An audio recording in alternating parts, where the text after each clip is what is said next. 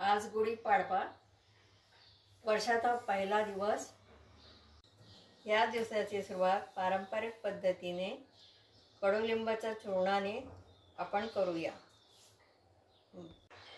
याच्यासाठी लागणारे साहित्य कडुलिंबाचे कोवळ्या पानं आहे।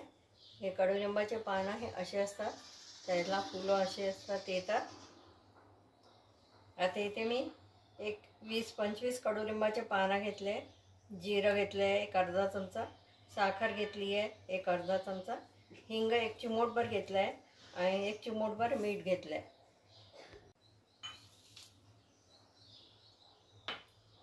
आता सर्वप्रथम आपण इथे हे कोवळ्या पानं घेतलेले ते घालूया। हे धुवून घेतलेले मी स्वच्छ।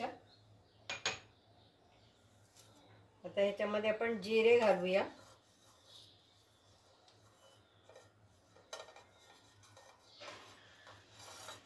साखर घालूया,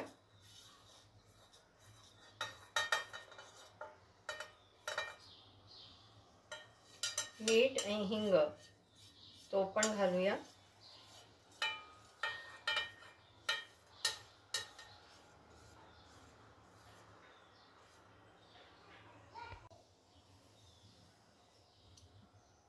आता याला बारीक कुटून घ्यायचं आपल्याला। असे आपले हे आरोग्यदायी चूर्ण तयार झाले। वर्षाची सुरुवात या चूर्णाने केली की वर्षभर आपलं आरोग्य चांगलं राहतं।